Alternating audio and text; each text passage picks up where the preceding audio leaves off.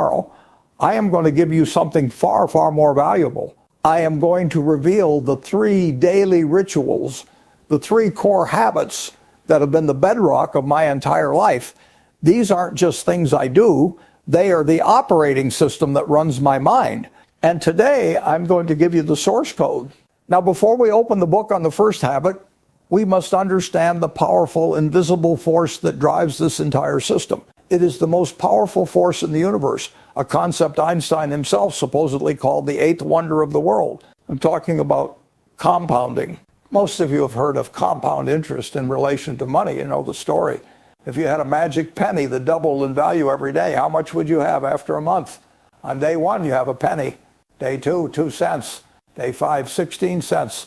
It feels slow, almost pointless. After a full week, you barely have $1. But then the magic starts. On day 20, you have over $50,000. And on day 30, you have over $5 million. This is the power of a curve that starts slow and then goes nearly vertical. Now, here is the secret, the one that most people miss their entire lives. Knowledge, wisdom, and habits compound in exactly the same way. Life is like a very, very long hill. And what Charlie Munger and I realized early on is that the most important thing is to find some wet snow that's useful knowledge and start rolling a small snowball at the top of that hill. I know what you're thinking, Warren, that sounds incredibly slow, incredibly boring. And you're right, it is. But the most powerful forces in this world are often the most boring. Gravity's boring, time is boring, compounding is boring. It doesn't give you the sugar rush of a lottery ticket. It doesn't give you the thrill of a speculative bet. What it gives you is certainty. If you get just 1% better at something each day, after a year, you won't be 365% better. The math of compounding shows you will be nearly 38 times better. Think about that. Not twice as good, not 10 times as good, 38 times as good. You have transformed. You have become something entirely new. So as we explore these 3 daily habits over the next half hour, I want you to erase the idea of a checklist from your mind. Do not see these as tasks to be completed. I want you to see them as 3 different ways to start your own snowball. 3 ways to find that wet snow and give it that first crucial push down the long hill of your life. And the first habit, the one that provides the snow itself, is the most important of all. It is about what you choose to feed your mind every single day. Let us begin. So the first habit, the one that provides all the snow for the snowball, the one that, if you do nothing else on this list, will still change your life profoundly. It is this I read. And when I say I read, I do not mean I read for pleasure. I do not mean I skim the morning headlines or browse the latest best-selling novels. My job, my real job, consists of one thing: sitting in this chair and reading. For over 50 years, I've spent about 80% of my working day doing just that. In my early career, I would read 600, 700, sometimes 1,000 pages in a single day. Today, it's closer to 500. Now, the number is not the important part. That's the part everyone latches onto because it sounds impressive. The important part, the part that makes all the difference, is what I am reading while the world is glued to cable news, reacting to every twitch and flicker of the market. While others are scrolling through social media, consuming opinions about opinions, I am sitting here with a stack of papers. And in that stack, you will find annual reports from companies you have never heard of. You will find trade journals from the most boring industries imaginable, like carpet manufacturing or brick making. You will find 10K and 10Q filings, the legal documents that publicly traded companies must submit to the government. I read about my competitors, I read about my suppliers, I read the reports of companies I have absolutely no intention of ever investing in. Why? Because I am not reading for information, I am reading to build a map. Most people read for entertainment or to find a single actionable fact. They are reading like they're panning for a single fleck of gold.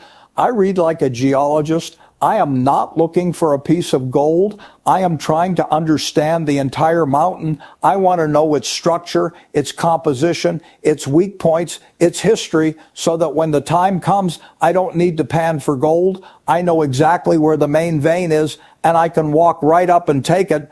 This is the first distinction you must make.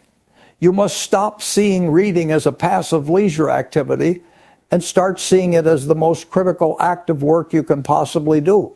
It is intellectual mining, and it is hard work. So why do it? Why this lifelong obsessive commitment to consuming what most people would call the most boring documents on earth? The reasons are everything. First, and most importantly, is to build what I call your circle of competence. And inside that circle, to build a cognitive moat. You have heard me say it before, know your circle and stick within it. It sounds simple, but it's the most violated rule in business and investing. People think being smart means having an opinion on everything. It doesn't. It means knowing with absolute certainty the precise boundaries of your own ignorance. Every time I read an annual report about a business I don't understand, I'm not trying to understand it. I am defining my boundary. I am saying, this I do not know. But when I read about a business that I could understand, like insurance or banking or consumer goods, every page, every footnote, every CEO letter is another brick in the wall of my circle. I am making the circle smaller, but the walls higher and thicker.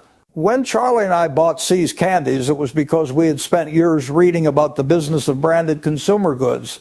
We knew the economics of a brand that lives inside a customer's head. We knew the pricing power it commanded. We understood the cost of cocoa and sugar. We knew that business better than the people who were selling it to us. That is a cognitive moat. It's a competitive advantage that no one can take from you. The second reason is the compounding of knowledge itself. This is where the snowball really starts to pick up speed. Knowledge is not a collection of isolated facts. It's a lattice work of mental models. When you learn the fundamental economics of the railroad business, it helps you understand the coal business. When you understand the coal business, you start to understand the energy business. When you understand the energy business, you understand the manufacturing business. It all connects. The more you know, the more hooks your brain has to hang new information on. Learning is no longer linear. It becomes exponential. You start to see patterns that no one else sees because you have a broader map of reality. You can predict the second and third order consequences of an event while everyone else is still reacting to the first. Your brain quite literally becomes a more efficient learning machine. And the third reason, which is perhaps the most practical for you, is the annihilation of risk. Wall Street loves to talk about risk. They have complex mathematical models for it. Beta, standard deviation, VAR. It's all nonsense. Let me tell you what real risk is.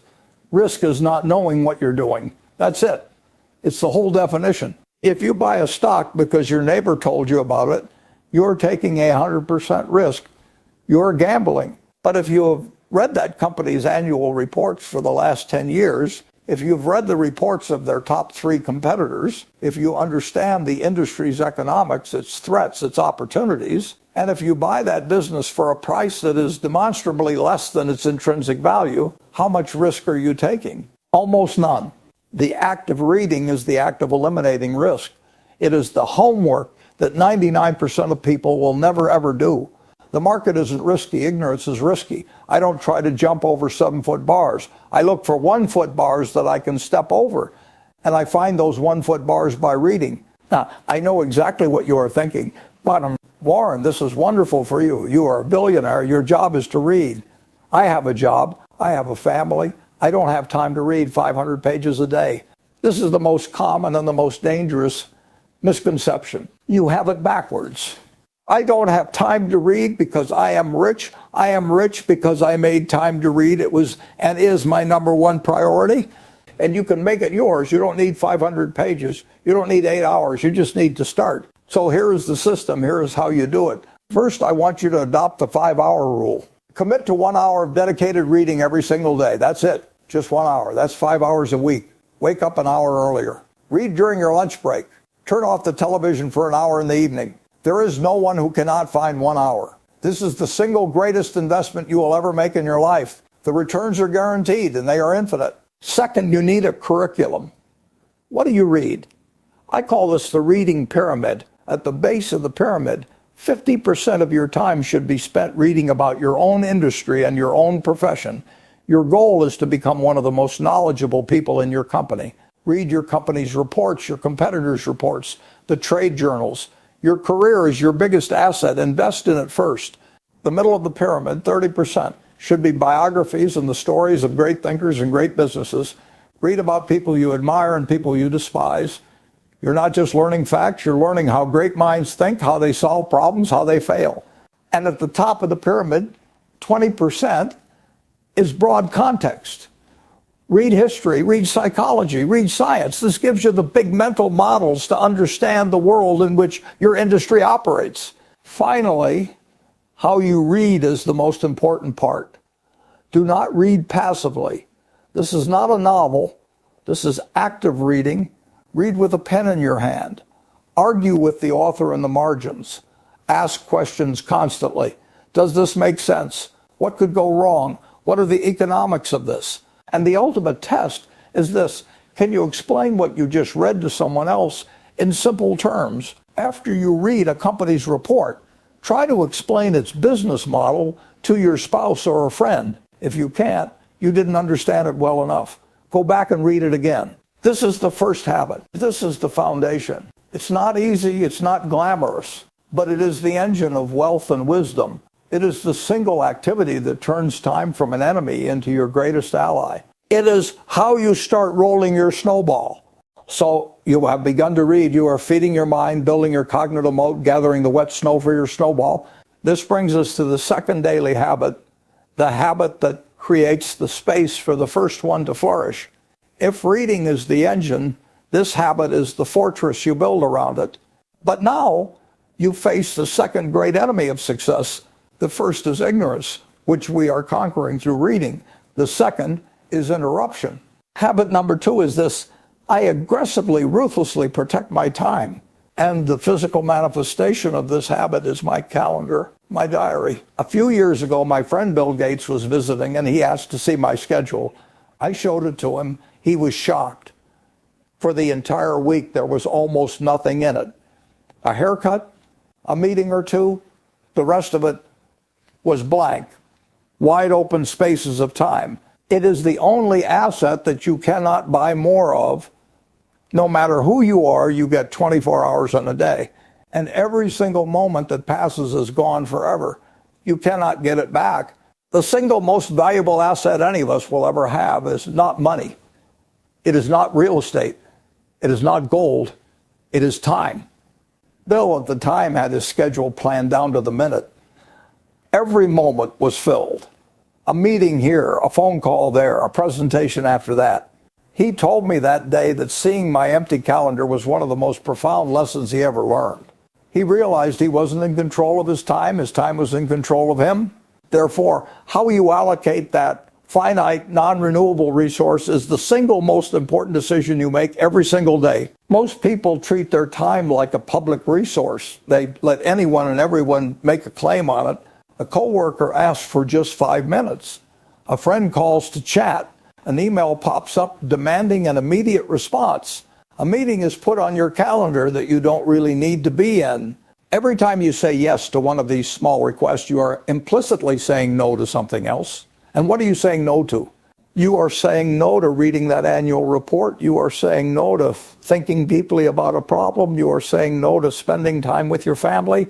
You are saying no to the very activities that generate real long-term value. This is the principle of opportunity cost, and it is the key to understanding this habit. The cost of attending a 1-hour meeting is not 1 hour. The cost is the best alternative use of that hour. The cost might be the one insight you would have gained from reading that would have saved your company $1 million. The cost might be the quiet moment of reflection where you finally solved a problem that has been bothering you for weeks.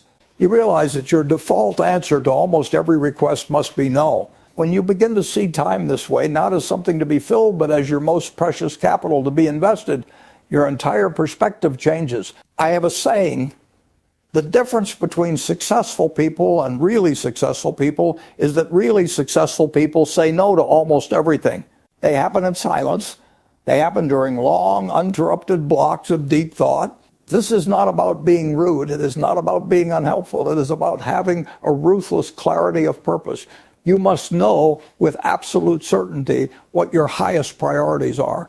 And then you must have the discipline to protect the time and energy needed to pursue them. Everything else is a distraction. Great ideas, great investment decisions, great solutions to complex problems, they do not happen in a noisy conference room. They do not happen while you're multitasking between 5 different browser tabs. The world wants you to be busy. Busyness feels productive. A full calendar makes you feel important. But busy is not the same as effective. A hamster on a wheel is busy. It's not getting anywhere. Your brain needs time to process all the information you are gathering from your reading. It needs time to make connections, to see patterns, to let the subconscious mind work its magic. If you are constantly switching from one task to another, your brain never gets the chance to go deep. You spend your entire day in a state of shallow, reactive thinking. I structure my day to maximize these blocks of deep thought. I will sit in my office for hours with no meetings, no phone calls, and just think. I will read, and then I will put my feet up on my desk, and I will think about what I just read. This is where the real work happens. This is where value is created. You must escape the trap of being busy and embrace the power of being focused. So how do you do this? How do you, in a world that demands your constant attention, build a fortress around your time? It starts with a simple but profound exercise. I call it the 25-5 rule. Now, once you have your list of 25, I want you to review it carefully and circle the 5 most important goals, just 5. You now have 2 lists. List A with your 5 most critical goals, and list B with the other 20 goals. I want you to take out a piece of paper and write down the top 25 things you want to accomplish in your life. Your career goals, your personal goals, everything. Take your time with this. Be thoughtful. What do you do now? Most people would say, well, I'll focus on the top 5 and then I'll work on the other 20 when I have some spare time. You must take list B with its 20 perfectly good but less important goals, and you must treat it as your avoid at all costs list. This is a terrible mistake. This is the mistake that keeps people from ever achieving greatness. These are not your second-tier priorities. These are the enemies of your success. Why? Because they are good enough to be tempting. They are interesting enough to distract you. They will seduce you into spending your time and energy on things that are not your absolute highest priority. This exercise will give you the clarity you need. It defines what you say yes to, and just as importantly, what you say no to. You must actively say no to these 20 things. You must put all of your energy into the top 5. I might miss a day. Life happens. But 2 days? Never. This rule prevents the inertia of inactivity from setting in. Breaking a habit for 1 day is a small setback. Breaking it for 2 days is the beginning of a new bad habit. This simple rule keeps your snowball rolling even on the days you lack motivation. The second system is what I call the 2-day rule. It's very simple. For your most important habits, for me that's reading and thinking. I do not allow myself to go 2 days in a row without doing them. Once a week, I want you to do a calendar audit. Look at every single appointment, every meeting, every commitment for the upcoming week. For each one, ask yourself these brutal questions. And finally, you must become the ruthless gatekeeper of your own calendar. If this meeting were canceled, would I be disappointed or relieved? If the answer is relieved, you probably shouldn't be in it. You will be amazed at how many commitments wither under this scrutiny. What is the specific desired outcome of this meeting? Is a meeting the best way to achieve it, or could it be a simple email? Is my attendance absolutely essential, or am I just being invited to be kept in the loop? This second habit, protecting your time, is the enabler. It builds the container. It gives you the long, quiet hours needed to read, to think, and to let the powerful force of compounding work on your knowledge. Without this fortress of time, the information you gather will be scattered by the winds of distraction. But within it, you can take the snow you've gathered and begin to shape it, to compact it, to turn it into the solid core of your growing snowball of wisdom. Learn to batch your shallow tasks. Don't check your email every 5 minutes. Set aside 2 specific 30-minute blocks each day to process all of your emails at once. The same goes for phone calls. This frees up the rest of your day for the deep, focused work that truly matters. We have now established 2 of the 3 pillars. The first, reading, is the act of gathering raw material. It is the intake of information, facts, and perspectives. It's how we build our map of reality. The second, protecting our time, is the act of creating the space for that information to be processed. It is the construction of a mental workshop free from the noise and distraction of the outside world. But now we come to the third and final habit, and this one is the most important of all. Because this habit is the compass. It is the mechanism that allows you to use the knowledge you have gained within the time you have protected to make the right decisions time and time again, especially when it is hardest to do so. This third habit is about how you judge yourself. It's about who you are ultimately trying to please. And the habit is this: I live my life and make my decisions based on an inner scorecard, not an outer scorecard. Let me explain what that means. The world is constantly giving you a scorecard. This is the outer scorecard. It's your job title. It's the size of your house. It's the price of your stock on any given day. It's the number of followers you have. It's the applause you get from the crowd. It's what other people think of you. Most people live their entire lives according to this outer scorecard. They make decisions based on what will look good to others. They choose a career that sounds prestigious. They buy a car to impress their neighbors. They sell a stock because the news anchors are panicking and they don't want to look foolish. Their sense of self-worth rises and falls with the daily judgment of the outside world. This is a disastrous way to live because the crowd is fickle. The crowd is emotional. The crowd is often wrong. Living by the outer scorecard means you have outsourced your self-esteem. You have made yourself a slave to the opinions of others. The inner scorecard is different. The inner scorecard is your own set of standards. It's your principles. It's what you believe to be right, independent of what anyone else thinks. It's living a life that you are proud of, even if no one is watching. I often ask students this question, and I want you to think about it carefully. Would you rather be the world's greatest lover, but have everyone think you're the world's worst lover? Or would you rather be the world's worst lover, but have everyone think you're the world's greatest lover? This is the ultimate test. It cuts right to the heart of it. Are you more concerned with the reality of your actions or the perception of them? For me, the answer has always been clear. The only scorecard that matters is the one I keep for myself. I want to be the world's greatest lover on the inside, and I don't care what the paper says about it tomorrow morning. This is not just a nice philosophical idea. It is the single most powerful psychological tool in business and investing. Why? Because it allows you to be rational when others are consumed by emotion. Think about my most famous piece of advice. Be fearful when others are greedy, and be greedy when others are fearful. How is it possible to do that? How can you buy when everyone else is selling in a panic? How can you resist buying when everyone is euphoric and stocks are soaring to insane heights? You can only do it if you are not playing by their scorecard. If you are using the outer scorecard, when the market crashes, you feel like a fool. Your net worth is going down on paper. The news is filled with terror. Your friends are all selling.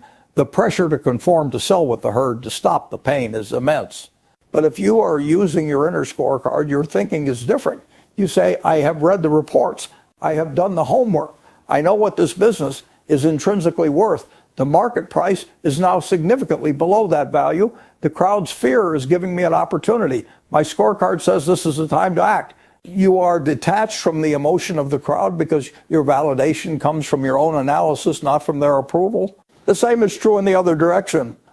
When everyone is greedy, when people are buying things they don't understand for prices that make no sense, the outer scorecard makes you feel like you are missing out. The fear of missing out is a powerful, painful emotion. But the inner scorecard says the price has become disconnected from reality. This is not a game I want to play. I may look foolish for sitting on the sidelines for a while, but I would rather look foolish to others than be a fool to myself. Living by this principle is what connects the other two habits into a powerful, unified system. Reading gives you the facts and the knowledge to build your own conviction. Protecting your time gives you the mental space to develop that conviction without distraction. And the inner scorecard gives you the courage to act on that conviction, especially when it is unpopular to do so. It is your shield against the madness of crowds. It is the source of patience. It is the bedrock of integrity. So how do you cultivate this? In a world that screams for your external validation, how do you learn to listen to the quiet voice inside? There is a simple system I've used my entire life. I call it the newspaper test. Before I make any significant decision, personal or professional, I imagine that a smart but not necessarily friendly reporter is going to write a story about it, and that story is going to appear on the front page of our local newspaper to be read by my family, my friends, my colleagues, and my neighbors. And the test is this: Would I be comfortable? Would I be proud to have them read the unvarnished truth of my actions and my motivations? This simple thought experiment cuts through all the noise. It forces you to ask, is this a decision I can be proud of? Is this action consistent with the person I want to be? It's not about whether the action is legal or whether it's profitable. It's about whether it's right, according to my own internal standards. When you start applying this test to your life, you will find it has a clarifying power. It makes complex decisions simple. It forces you to align your actions with your deepest values. And over time, by making decision after decision based on this inner scorecard, you build a character that is unshakable. You build a reputation for integrity that becomes your most valuable asset. Because in the end, that is the ultimate goal. The money is just a byproduct. It's a consequence of a life lived with discipline, with rationality, and with integrity. The real prize is becoming a person that you yourself admire. That is the only scorecard that will ever truly matter. So there you have it. The 3 pillars. The 3 daily non-negotiable habits. First, you become an information engine. You commit to a lifetime of voracious, purposeful reading. You don't read for entertainment. You read to build a map of reality, to construct your circle of competence, to annihilate risk. You feed your mind with facts and data, not opinions and noise. This is how you gather your snow. Second, you build a fortress around your time. You recognize that time is your only non-renewable asset, and you guard it with your life. You say no to almost everything so you can say yes to the few things that truly matter. You create long, uninterrupted blocks for deep thought, allowing your mind to process the information you've gathered. This is how you find the space to shape your snowball. And third, you live your life by an inner scorecard. You define your own success. You make decisions based on your own principles, not the applause or condemnation of the crowd. You build a character that you are proud of, independent of your net worth. This is the compass that tells you which direction to push your snowball, regardless of the weather. Reading, thinking, acting with integrity. It all sounds so simple, doesn't it? It sounds like common sense. But as Charlie Munger always says, common sense is not so common. The power of these habits is not in their complexity, but in their consistency. It's not about doing them for a week or a month or when you feel motivated. It's about doing them every single day, year after year, decade after decade. It's about letting the slow, silent, unstoppable force of compounding work its magic on you. Most people will not do this. They will hear this advice, nod their heads, and then go back to their old ways tomorrow. They will continue to search for the shortcut. They will continue to look for the one weird trick. They will continue to live by the outer scorecard. And that is why they will get the results they have always gotten. But if you are one of the few, if you truly understand the power of the compounding curve, if you have the patience and the discipline to start rolling your own small snowball today, your life will look completely different in 5, 10, 20 years. You will not just be richer in your bank account, you will be richer in your mind. You will be richer in your relationships. You will be richer in your character. You will have become a true learning machine. And you will have earned the ultimate prize that money can't buy, a life of freedom, a life of purpose, and a life that you yourself deeply respect. So my challenge to you today is not to try and do all 3 of these things at once. That's a recipe for failure. My challenge is to choose one, just one. Maybe you will commit to the 55-hour rule and read for 1 hour every single day for the next month. Maybe you will do the 25-5 rule exercise and finally gain clarity on your true priorities. Or maybe you will start using the newspaper test before every major decision. Choose the one that resonates most with you, the one that feels like the biggest leak in your own ship. And then I want you to go down to the comments section right now and make a public commitment. Write, I choose reading, or I choose time, or I choose the inner scorecard. Declare your intention. Make a promise to yourself and to the world, because the act of writing it down makes it real. It's the first small push of your snowball. Becoming a successful investor, becoming a successful person, is not about being a genius. It's about having the right habits. It's about having a rational temperament. It's about arranging your life in such a way that you are consistently learning, thinking, and acting with integrity. It is a long game, but it's a game you can win.